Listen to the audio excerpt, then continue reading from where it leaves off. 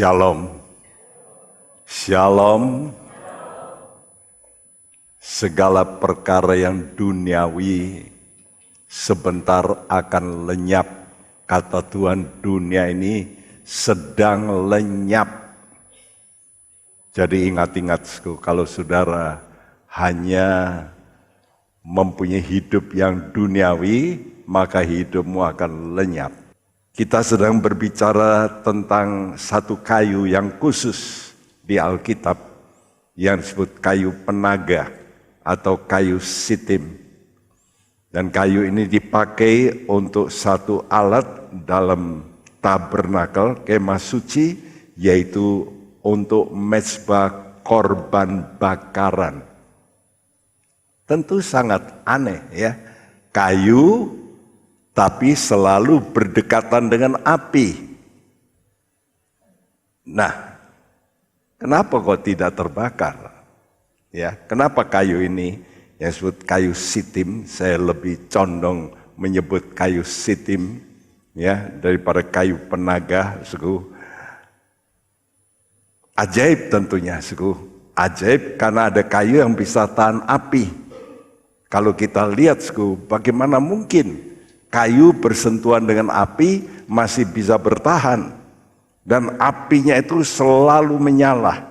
Karena di kitab Imamat pasal 6 ayat 8 dan 9, coba ini kita baca, saudaraku, bahwa orang Israel harus mempersembahkan korban di atas mezbah korban bakaran ini terus, siang malam terus, tidak pernah berhenti.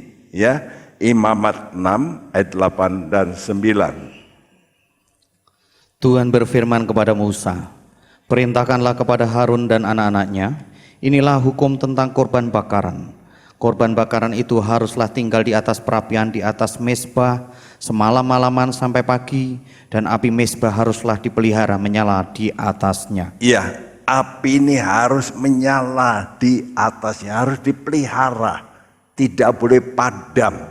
Jadi artinya 24 jam terus menyala. Api ini menyala. Dan di atas mezbah ini lalu dipersembahkan korban-korban. Tapi yang aneh yaitu kayu itu tidak terbakar. Tentu ada rahasianya. Apa rahasianya? Karena kayu sitim, memang tidak semua kayu sitim itu bisa tahan api. Tapi kayu sitim ini kayu pilihan yang diambil oleh orang Israel lalu dijadikan mezbah korban bakaran, ya. Dan kayu ini perlu dibawa dalam perjalanan. Jadi kayu yang tidak dibawa dalam perjalanan menuju ke tempat di mana mezbah ini akan diletakkan, tentu akan terbakar. Tapi kayu yang khusus ini, kayu pilihan, dijadikan yaitu mezbah korban bakaran.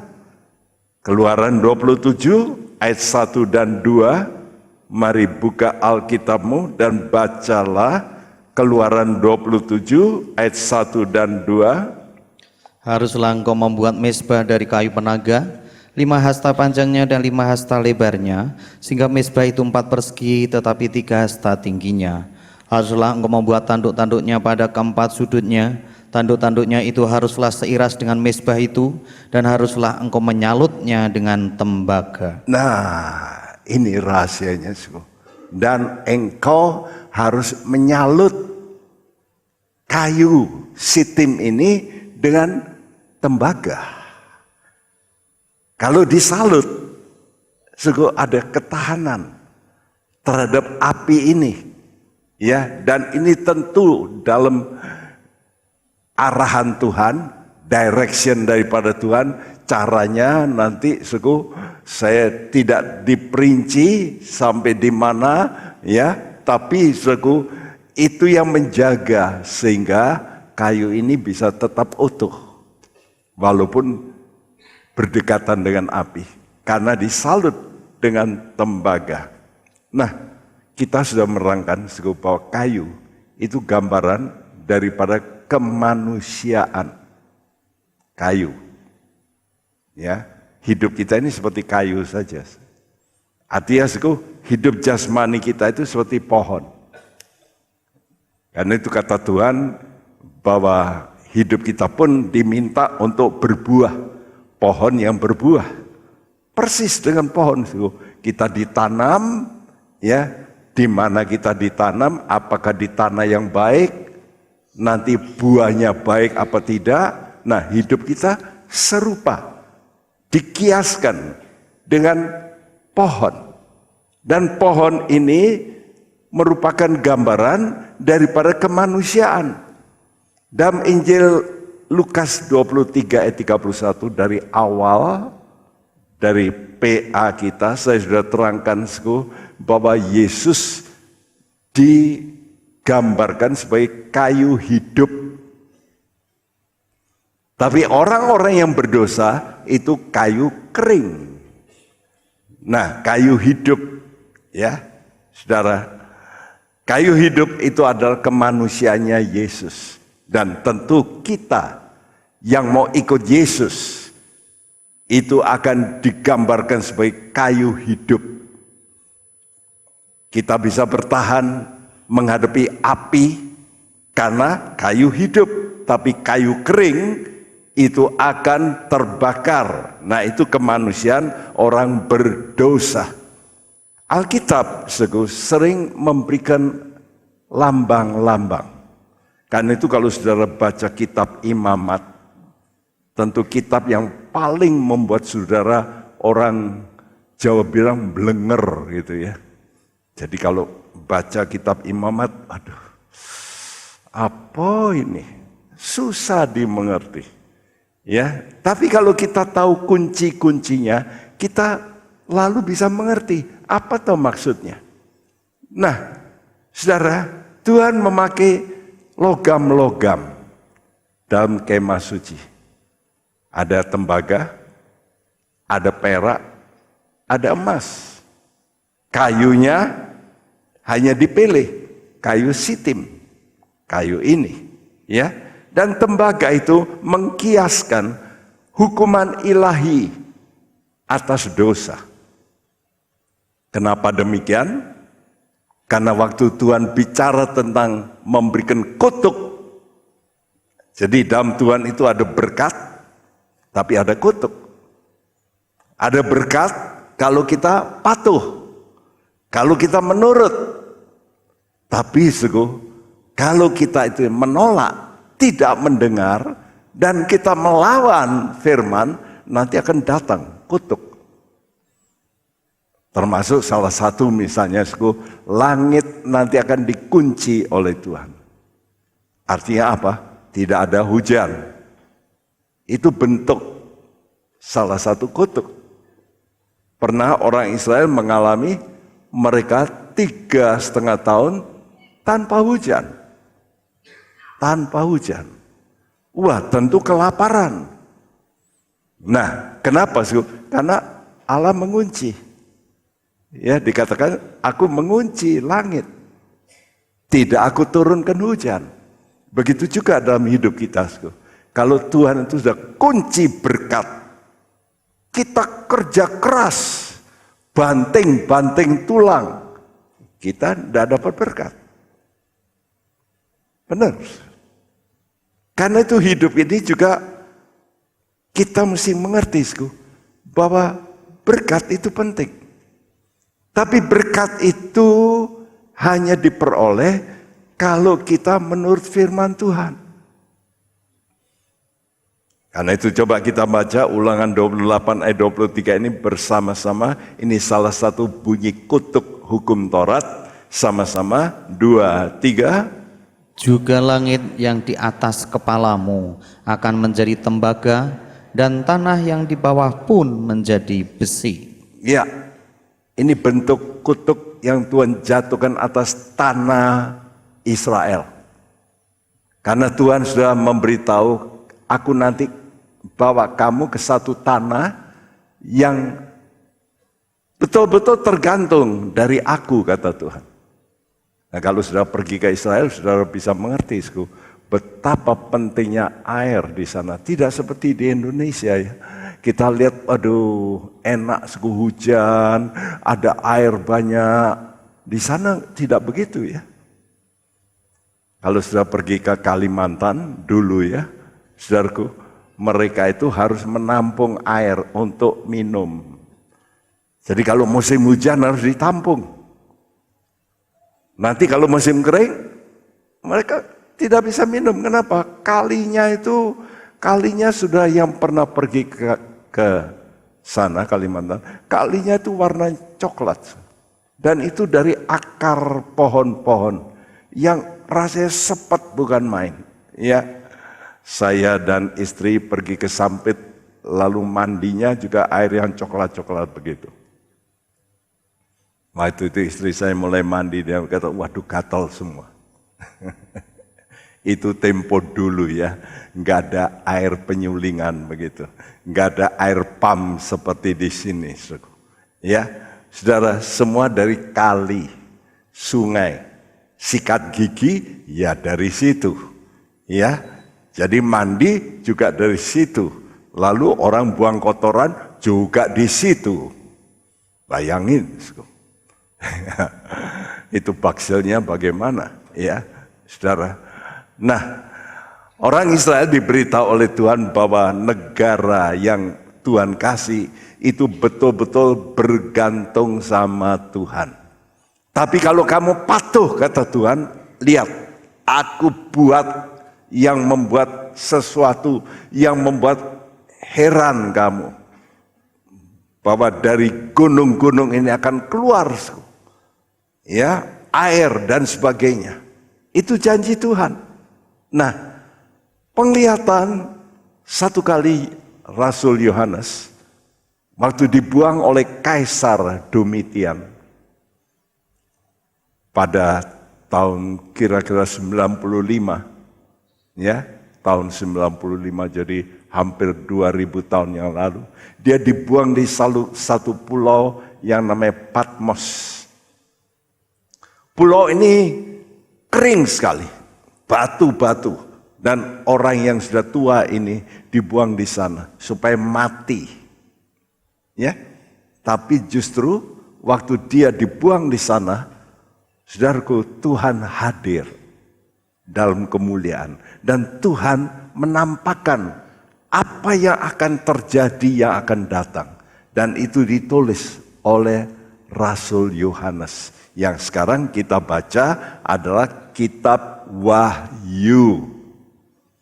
Nah, kitab Wahyu inilah hasil daripada hambanya Rasul Yohanes waktu itu sedang dibuang supaya mati, namun justru mendapat wahyu dari Tuhan. Apa yang dia lihat? Dia lihat Yesus. Lihat gambar ini, Yesus, lalu ada 7 pelita di situ. Ya, dan Yesus waktu dilihat oleh Rasul Yohanes begitu bercahaya luar biasa. Ya, dan salah satu deskripsi yang dikatakan oleh Rasul Yohanes yaitu kakinya. Kakinya itu serupa tembaga. Jadi sekali lagi, logam tembaga itu adalah lambang, kiasan dari hukuman ilahi yang benar atas dosa. Satu kali, dunia yang penuh dosa ini akan diadili oleh Tuhan, itu pasti. Sekarang Tuhan masih biarkan ya. Kenapa ya kok manusia makin aneh-aneh, makin jahat. Sekarang ini baru 2-3 hari yang lalu, satu patung antikris berdiri di Arkansas, Amerika. Saudara bisa lihat aja, download.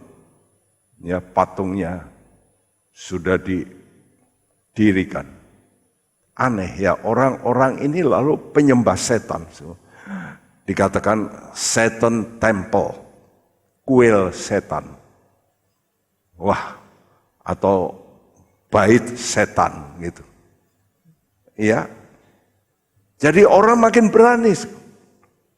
Mari kita membaca dalam Wahyu 1 ayat 15 apa yang dikatakan oleh Tuhan. Sama-sama kita bacakan 2, 3. Dan kakinya mengkilap bagaikan tembaga membara di dalam perapian, suaranya bagaikan desau air bah. Ya, kata Yohanes waktu melihat Yesus, kakinya mengkilap bagaikan tembaga.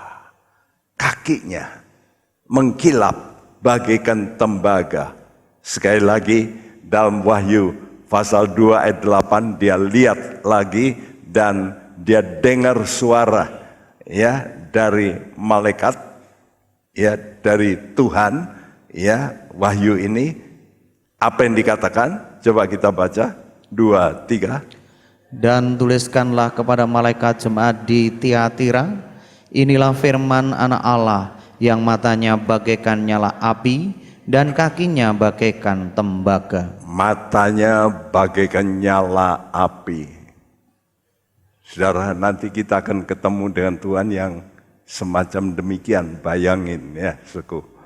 Tuhan dalam kemuliaannya yang luar biasa, matanya bagaikan nyala api. Karena itu kalau orang-orang berdosa, mereka akan ketakutan bukan main, akan merasa tersiksa kalau ketemu dengan Tuhan. Dan dikatakan sekali lagi kakinya bagaikan tembaga. Tadi tembaga adalah logam yang mengkiaskan apa? Hukuman ilahi yang benar atas dosa. Sekali lagi, logam tembaga adalah kiasan dari hukuman ilahi yang benar atas dosa. Sekarang ini Tuhan belum menjatuhkan hukuman yang betul-betul sebagai hakim. Nanti Tuhan akan datang sebagai hakim, menghakimi dunia ini yang tidak mau dengar Tuhan dan menghakimi kita yang mau dengar Tuhan. Kita nanti dikasih pahala. Tapi bagi orang yang tidak mendengar Tuhan, maka Tuhan akan datang sebagai hakim yang akan menjatuhkan hukuman, vonis. Ya, kaki Yesus itu hakim yang adil, dikatakan bagaikan tembaga yang membara. Kaki, kalau sudah baca dalam kitab Mazmur ini, nanti kita baca, kaki ini adalah siap untuk menginjak musuh Tuhan. Karena itu kata Tuhan bahwa Tuhan itu akan datang dan dikatakan dalam kiasan kakinya menginjak-injak musuh. Kita tahu bahwa kita adalah tubuh Kristus. Tubuh Kristus yang paling bawah itu kaki. Ya. Jadi kita anak-anak Tuhan nanti akan dipakai oleh Tuhan untuk menghancurkan yaitu segala pekerjaan iblis. Dan kita diberi kuasa untuk itu. Karena itu kita sekarang boleh mempraktekkan kalau ada orang kerasukan setan, kita bisa usir setan. Kenapa? Karena di dalam kita ada nama yang berkuasa. Jadi karena itu anak-anak Tuhan, sukalah dekat dengan Tuhan. Supaya kita bisa mengalahkan iblis. Dalam Mazmur 60 ayat 14, kita baca ayat ini sama-sama, 2, 3. Dengan Allah akan kita lakukan perbuatan-perbuatan gagah perkasa. Sebab ia sendiri akan menginjak-injak para lawan kita. Sebab ia sendiri akan menginjak-injak para lawan kita. Siapa lawan Tuhan nanti terakhir? Yang disebut antikris. Kita tahu di dunia ini ada setan. Itu roh, spirit. Ya. Lalu ada antikris, manusia yang nanti memang dirasuk oleh setan. Dan dia punya kuasa. Ini sudah pernah terjadi dalam dunia. Contohnya seperti kalau saudara membaca sejarah, betul-betul sejarah yang disebut Alexander the Great atau dalam bahasa Indonesia Iskandar Zulkarnain. Orang ini adalah pemimpin negara Greka. Ya.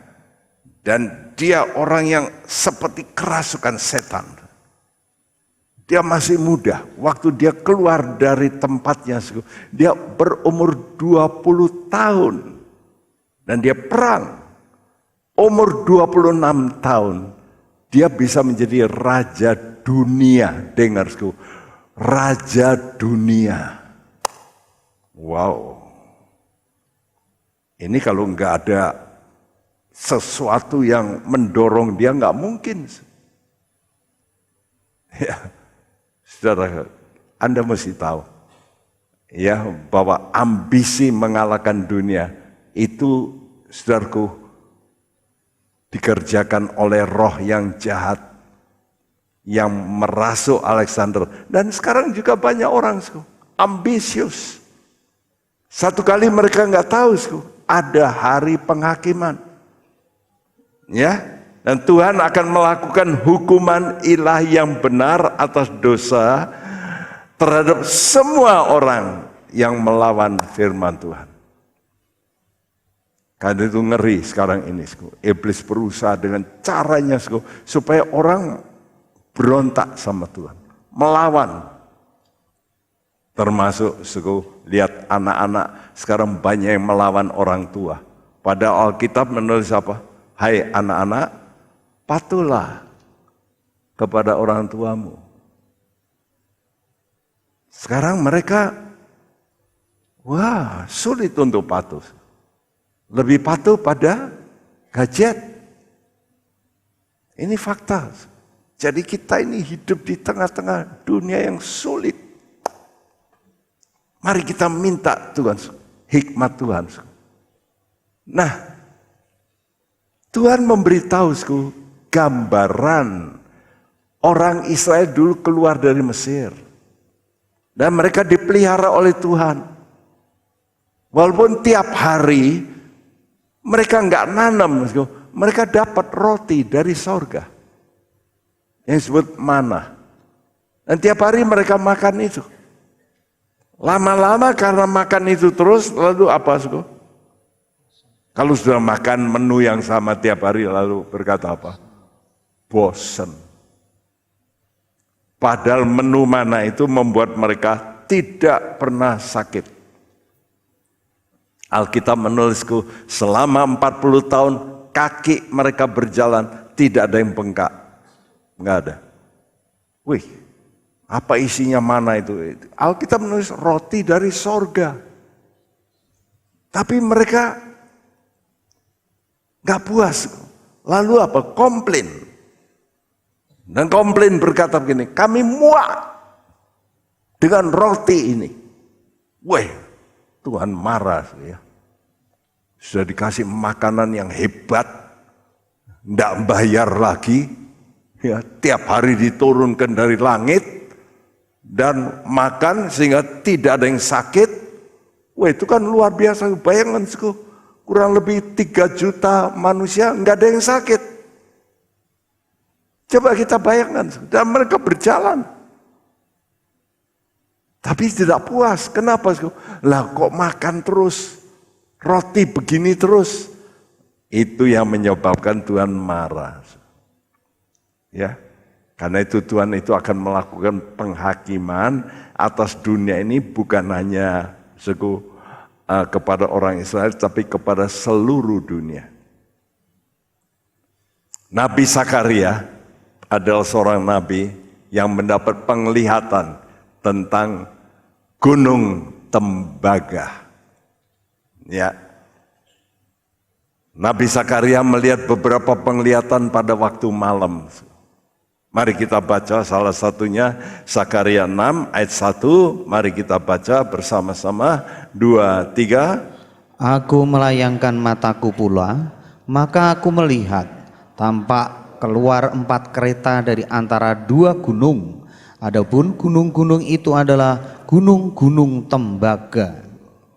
Ada 4 kereta yang ditarik 4 ekor kuda. Jelas Alkitab mengatakan, kuda ini dari langit. Jelas ini adalah utusan Allah.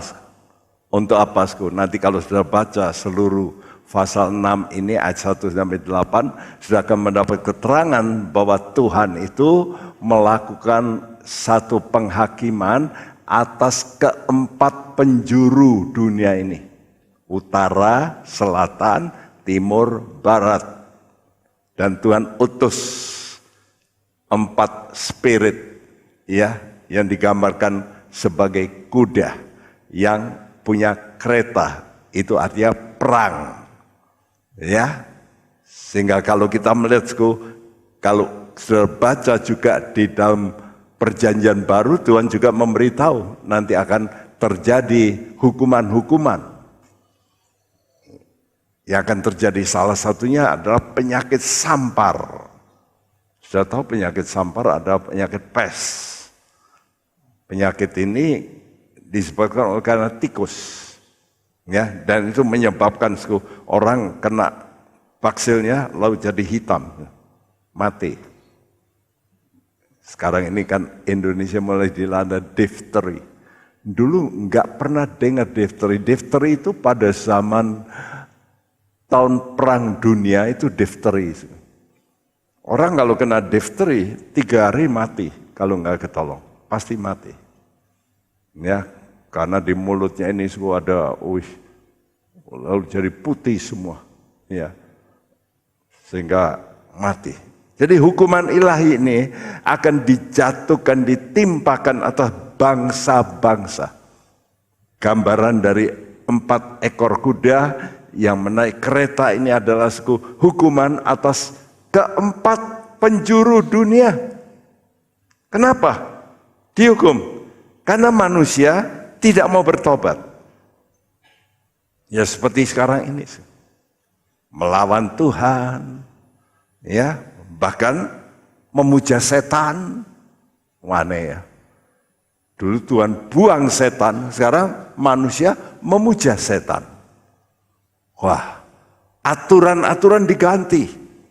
Dulu kalau orang aborsi takut-takut, sekarang ini, ya Indonesia masih tidak diperbolehkan aborsi, tapi yang aborsi, banyak. Ya, sudah ditemukan berapa kali dokter-dokter yang mengaborsi dan dukun-dukun mengaborsi. Dulu kita panggil ya seorang dokter spesialis kandungan untuk berceramah di tempat ini. Dia bicara bagaimana tentang aborsi, lalu kita putarkan filmnya aborsi. Ya, dia berkata, dukun-dukun itu kadang-kadang pakai apa? Pakai ruji sepeda itu loh. Jadi orang-orang hamil itu kalau minta digugurkan lalu dimasukkan aja ruji sepeda, tusuk, cus. Pokoknya keluar darah ya udah mati. Gitu, bayangin. Ya. Dan kalau sudah lihat film bagaimana anak itu mau diaborsi, waktu dia mau ditarik, disedot, bisa muter-muter. Kayak ikan itu ya, kalau mau dipegang itu kan, orang Jawa bilang giras gitu ya. Lalu kena, sedot, kepalanya kena, lalu apa? Rontok semua. Keluarnya apa? Ya, udah rontok.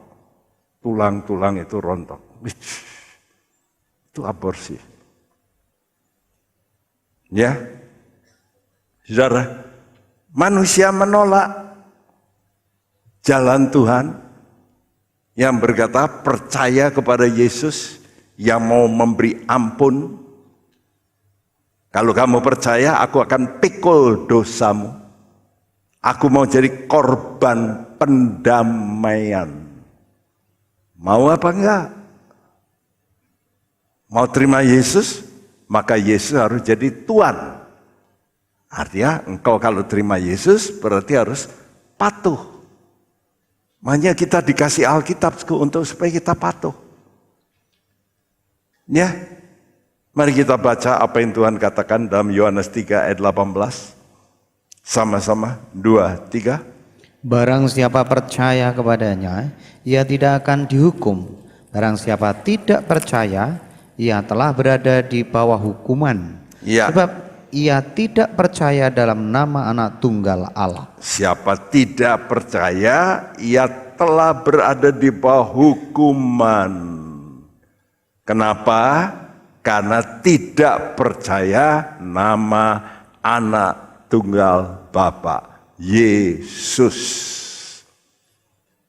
Jangan kalau kita dengar anak itu pikirnya Allah punya anak, lalu Allah karena punya anak, ya punya istri. No. Ya, kalau anak kunci itu apa? Kuncinya kawin dulu gitu. Ada enggak kunci laki, kunci perempuan, lalu kawin terus keluar anak kunci? Istilah. Anak Allah itu istilah artinya keluar dari posisi sebagai Allah, mau menjadi manusia. Untuk apa? Untuk menjadi korban tumbal. Nah itu jelas ya, sudah ngerti tumbal ya. Saudaraku, Tuhan itu mau jadi tumbalnya kita. Supaya setan itu menggigit Yesus, lalu setan dihukum oleh Allah. Jadi dia itu mau menjadi korban bagi kita. Nah kita boleh pilih, apakah kita nanti bisa tidak dihukum, kita bisa bergembira, ataukah nanti penuh dengan ketakutan. Judgment day, hukuman akan datang. Ya. Nah, waktu hari Minggu sudah mendengar bahwa nyawa kita ini perlu dibungkus. Seperti juga kayu sitim tadi dibungkus oleh tembaga supaya tidak terbakar. Ya. Jadi nyawa kita juga mesti dibungkus dalam bungkusan kehidupan. Kapan? Kalau kita terima Yesus. Kita akan berada dalam Yesus. Yesus berkata kepada Bapak Abraham, Abraham, akulah perisaimu. Aku perisaimu. Kalau sudah lihat perisai untuk apa? Untuk menangkis, ya. Jadi perisai ini kalau dipakai dia kena. Yang kena itu perisainya. Nah Tuhan itu berkata, kalau kamu terima aku ini jadi perisaimu. Aku mau cover kamu, aku mau lindungi kamu. Supaya kamu tidak kena murka Allah, tapi aku yang kena. Karena itu kalau sudah lihat Yesus bagaimana dia mati di salib, diajar, disiksa, dirobek-robek. Itulah dia berkata, oke, aku terima tuh. Aku tanggung. Asal kamu mau nurut aku. Kamu nanti akan bebas. Itu maksudnya. Dan itu digambarkan dengan kayu sitim yang dibungkus tembaga pada mezbah korban ini. Dan ini diucapkan oleh Abigail. Kita sudah mendengar khotbah hari Minggu tentang Abigail yang bertemu dengan Daud. Abigail berkata kata-kata ini. Waktu Daud emosional, dia sudah bawa pedang untuk membunuh seluruh keluarga Nabal yang laki-laki pasti habis semua. Apa yang dikatakan Abigail? Yuk kita baca apa yang dikatakan Abigail. 1 Samuel 25 ayat 29, 2, 3. Jika sekiranya ada seorang bangkit mengejar engkau dan ingin mencabut nyawamu, maka nyawa Tuanku akan terbungkus dalam bungkusan tempat orang-orang hidup pada Tuhan Allahmu. Tetapi nyawa para musuhmu akan diumbankannya dari dalam salang umban. Iya, saya garisi bawah, maka nyawa Tuanku akan terbungkus dalam bungkusan tempat orang-orang hidup pada Tuhan Allahmu. Saya terjemahkan dari Modern King James, terjemahnya, tetapi jiwa Tuanku akan dibungkus dalam bungkusan kehidupan, the bundle of life, dalam bungkusan kehidupan dengan Tuhan Allahmu. Jadi kita ini akan dibungkus dalam bungkusan kehidupan. Siapa itu? Yesus. Karena itu dalam surat Roma dikatakan, oleh sebab itu kenakanlah Yesus, kenakanlah. Kita mesti mengenakan Yesus, memakai Yesus. Kapan kita memakai Yesus? Kalau kita pakai kepalanya Yesus. Apa itu? Pikirannya Yesus. Apa itu pikiran Yesus? Ini perkataan ini. Kamu pakailah perkataanku dalam hidupmu. Maka hidupmu aku akan bungkus dalam bungkusan kehidupan. Jadi kamu jangan pakai caramu sendiri. Tak pikir, nah itu jangan. Saudara pikiranmu, saudara mesti tune up dengan firman Tuhan. Kalau Tuhan berkata ampuni, ya ampunilah. Orang itu makan uang saya, enggak bisa. Tak panggil no. Ya debt collector, macam-macam. Lihat aja. Sudah akan menanggung akibat. Kalau bukan sekarang, nanti. Saudara-saudara yang berkata, wah rugi kalau enggak berdusta. Ya coba aja.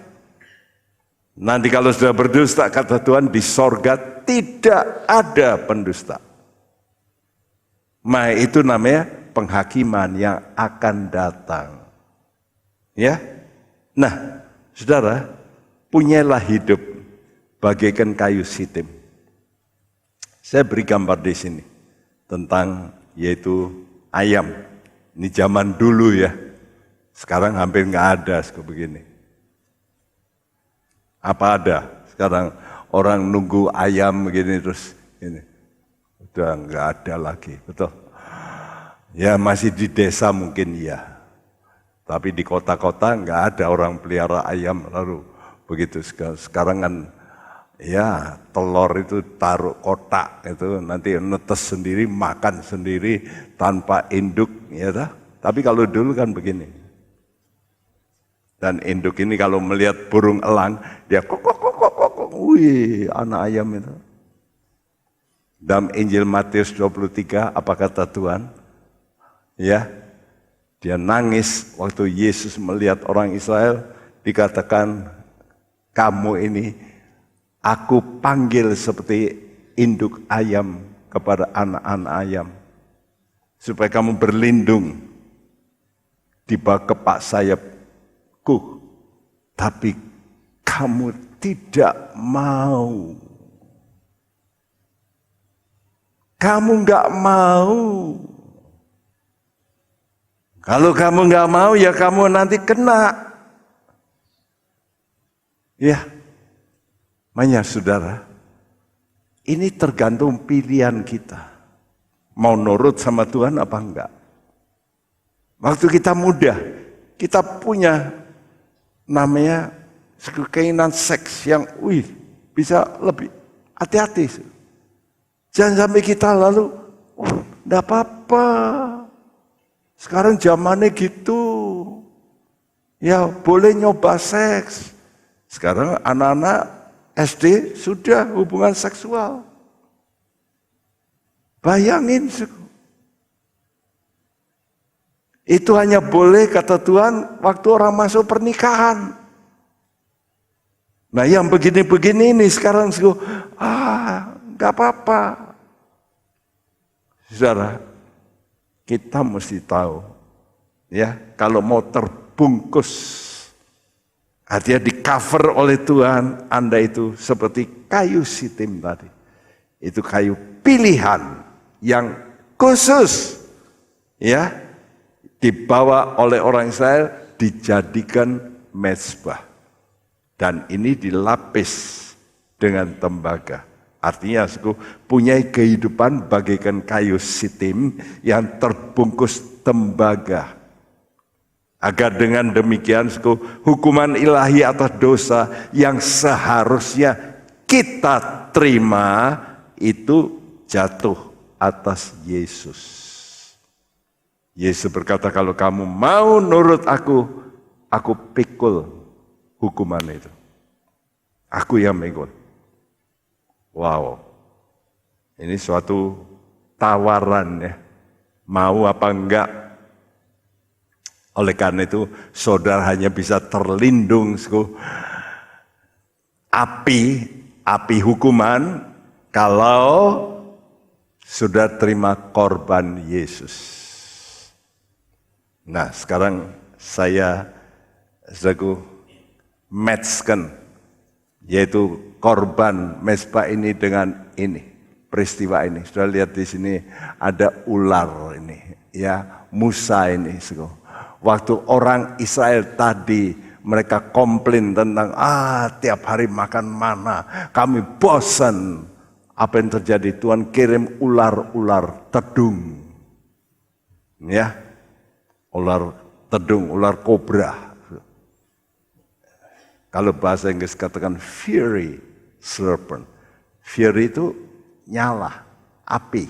Jadi orang kalau gigit itu panasnya bukan main. Ya, itu gambaran tadi seperti api itu. Ya, dan di sini lalu waktu ribuan orang, 23.000 orang mati, mereka lalu mulai ketakutan.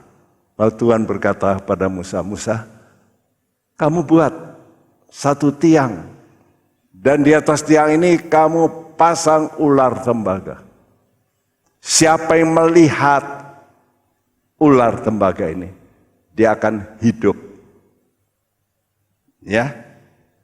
Nah, apa yang Tuhan katakan dalam 2 Korintus 5 ayat 21, mari kita baca sama-sama, 2, 3. Dia yang tidak mengenal dosa telah dibuatnya menjadi dosa karena kita, supaya dalam Dia kita dibenarkan oleh Allah. Dia yang tidak mengenal dosa. Yesus itu tidak kenal dosa. Tidak pernah berbuat dosa. Tetapi dikatakan menjadi dosa karena kita. Untuk apa? Supaya dalam Dia kita dibenarkan. Nah, kalau saudara sudah ngerti ini, saudara bisa ngerti kasih Kristus. Nah, kasih Kristus inilah yang membuat saudara lalu berkata, kalau suruh berbuat dosa, no, saya tidak mau. Karena saya sudah merasakan apa itu kasihnya Tuhan. Saya nggak mau. Itu namanya kita tidak menghormati korbannya Yesus. Nah, orang Kristen itu diberi pengertian ini. Allah mau jadi manusia, mau jadi tumbal untuk memikul dosa kita, supaya kita jangan berbuat dosa. Tapi ada orang Kristen, loh enggak apa-apa berbuat dosa, minta ampun lagi, kan Tuhan berkata begitu. Salah. Ya. Kita itu mesti menghormati korbannya supaya jangan kita berbuat dosa. Ya, mari kita baca Bilangan 21 ayat 4 sampai 6. Tolong dibacakan Bilangan 21 ayat 4 sampai 6. Setelah mereka berangkat dari Gunung Hor, berjalan ke arah Laut Teberau untuk mengelilingi tanah Edom, maka bangsa itu tidak dapat lagi menahan hati di tengah jalan. Lalu mereka berkata-kata melawan Allah dan Musa, "Mengapa kamu memimpin kami keluar dari Mesir, supaya kami mati di padang gurun ini? Sebab di sini tidak ada roti dan tidak ada air, dan akan makanan hambar ini kami telah muak." Lalu Tuhan menyuruh ular-ular tedung ke antara bangsa itu, yang membangkut mereka sehingga banyak dari orang Israel yang mati. Iya, banyak orang Israel yang mati. Kena apa? Ular-ular tedung ini dipagut mereka. Ya. Dan waktu mereka melihat teman-temannya mati, mereka teriak, aduh, kami berdosa. Ya. Lalu Tuhan kata, oke, Musa, kamu bikin satu tiang dan di atasnya ada ular tembaga. Siapa yang memandang ular tembaga ini, dia akan hidup. Jadi tatkala Israel berbuat dosa, mengaku dosa, Tuhan lalu berfirman semacam ini. Yuk kita baca ayat 8 dan 9 ini sama-sama. 2, 3. Buatlah ular tedung dan taruhlah itu pada sebuah tiang, maka setiap orang yang terpagut, jika ia melihatnya akan tetap hidup. Lalu Musa membuat ular tembaga dan menaruhnya pada sebuah tiang, maka jika seorang dipagut ular dan ia memandang kepada ular tembaga itu, tetaplah ia hidup. Ya, tadi gambaran itu. Ya, ular tembaga di atas tiang. Lalu di sini Yesus yang mati di atas kayu salib, ya. Karena itu Tuhan lalu ambil ayat ini, pengalaman Israel di mana mereka digigit ular, mereka melihat, siapa yang melihat selamat. Lalu Tuhan Yesus berkata begini dalam Yohanes 3 ayat 14 dan 15. Sama-sama kita bacakan. 2, 3. Dan sama seperti Musa meninggikan ular di padang gurun, demikian juga Anak Manusia harus ditinggikan, supaya setiap orang yang percaya kepadanya beroleh hidup yang kekal. Ya, sama seperti Musa meninggikan ular di padang gurun, demikian juga Anak Manusia harus ditinggikan, supaya setiap orang yang percaya kepadanya beroleh hidup yang kekal. Nah, jangan salah ya kalau begini, kalau gitu ular itu adalah Yesus. Ya tadi sini tiang ada ular, sini Yesus. Kalau gitu ular itu Yesus. Bukan. Ya. Tadi katakan tembaga itu apa? Hukuman ilahi yang benar atas dosa. Kalau bicara ular itu jelas siapa? Setan, dosa. Jadi bukan melihat Yesus seperti ular, bukan. Ya, jangan salah. Jadi logam tembaga sekali lagi lambang penghukuman ilahi atas dosa. Jadi ular tembaga yang ditinggikan kemudian dipandang, itu berarti pandanglah Yesus yang menanggung penghukuman ilahimu. Jadi kita disuruh memandang kepada Yesus yang menanggung hukuman ilahi. Ini yang menyebabkan saudara bisa, iyalah saudara tidak usah berbuat dosa. Iyalah ngalalah. Daripada saya membuat Yesus tersalib lagi, saya nggak mau. Saya nggak mau melukai hati Yesus. Halo. Berapa banyak saudara yang punya keinginan kalau yang salah, lalu saudara ingat Yesus. Karena itu Paulus berkata dalam Galatia 3 ayat 3, siapa yang tergambar di matamu? Yesus yang tersalibkah? Nah, karena itu saya harap gini, karena ini omongan, siapa yang tergambar di depan matamu? Kalau begitu mata ini sangat berbahaya, betul nggak? Kalau mata kita salah melihat, kita bisa dosa. Karena itu kata Tuhan, mata adalah pelita tubuh.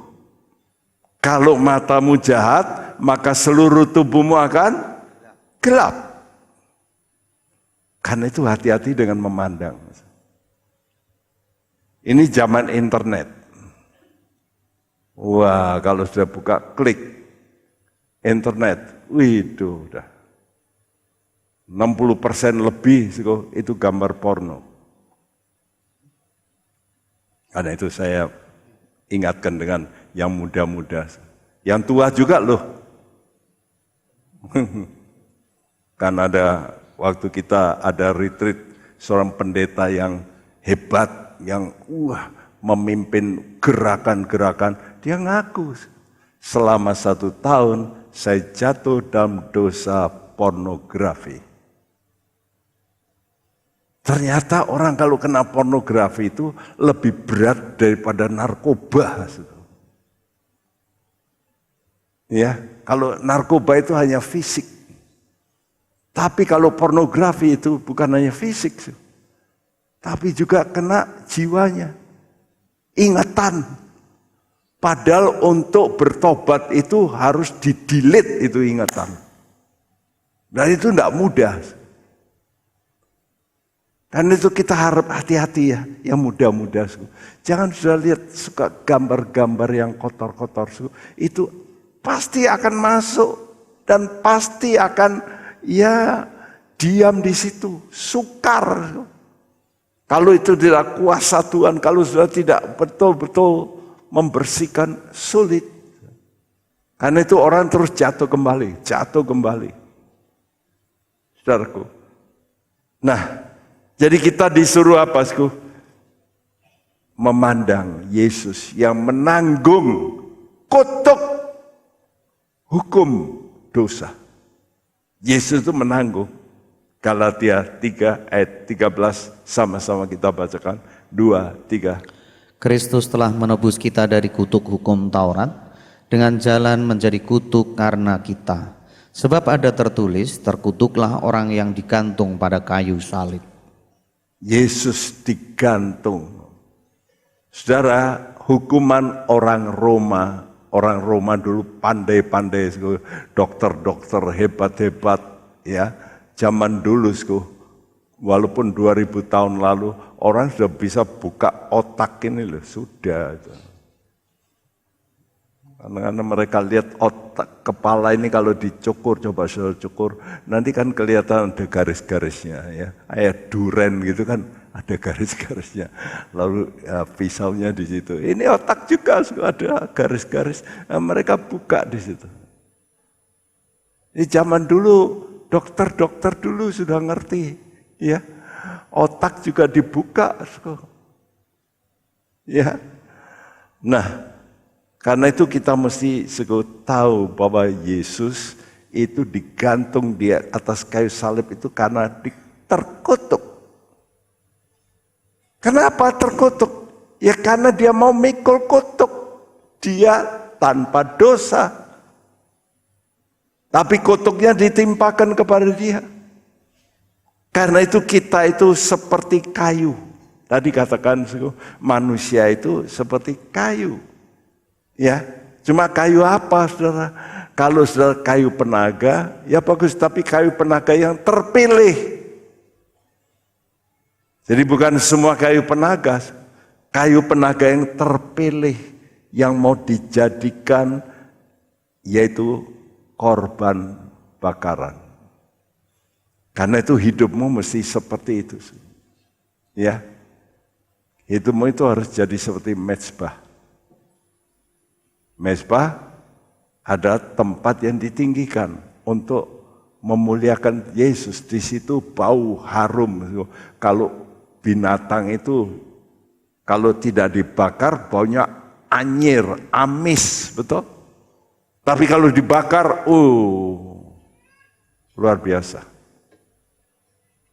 Karena itu kita mesti menjadikan diri kita mezbah, ya. Mezbah supaya orang bisa berdamai dengan Tuhan. Anda harus menjadikan dirimu untuk tempat di mana Allah dan orang lain itu bisa sudah tarik damai. Nah itu saudara kalau mau menjadi orang-orang demikian, Tuhan akan cover saudara dari hukuman ilahi. Ya, seperti kayu penaga yang dipakai untuk membuat mezbah korban bakaran yang disalut dengan tembaga. Karena itu kita juga memakai namanya Kristus. Roma 13 ayat 14 mengatakan, kenakanlah Kristus sebagai senjata terang. Kamu mesti pakai Kristus. Apa itu pakai Kristus? Artinya pakai pikiran Tuhan. Pikiran Tuhan yaitu firman-Nya ini. Pakailah ini sebagai standar hidupmu. Kalau Tuhan berkata jangan berhutang. Nah ini dipakai nih. Sekarang ini banyak orang berhutang tapi terus ya seperti yang enggak utang. Loh, bahaya loh. Saudara kalau utang tidak bayar, selesaikan cepat. Saudara utang lalu mati, tapi tahu kamu enggak bayar. Walaupun rajin ke gereja loh. Halo? Wah. Kita mesti sadar ini ya. Wah. Karena itu kata Tuhan, hutang itu kalau sudah baca dalam artinya yaitu dosa. Sebab Tuhan berkata dalam bahasa Inggris, forgive us our debts. Debts itu hutang. Ampunilah hutang-hutang kami. Dosa itu hutang.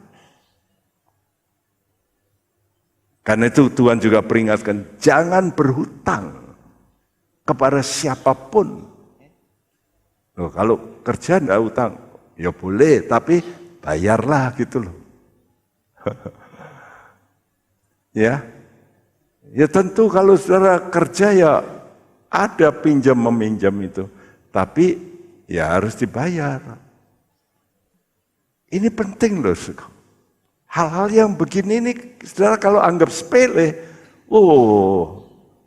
bahaya dalam hidupmu. Mari kita ikutilah apa yang Tuhan katakan, supaya kita diluputkan dari api penghukuman. Apa itu api penghukuman? Yaitu dalam neraka yang kekal. Kekal selama-lamanya. Dijauhkan kita dari itu. Mari kita bertobat, setelah mendengar firman. Kita harus serius ya, Saya ingin supaya mempersiapkan saudara ini benar-benar nanti layak. Kalau nanti Tuhan datang, saudara tidak kecewa. Benar-benar engkau layak boleh masuk dalam kerajaannya. Mari kita datang pada Tuhan.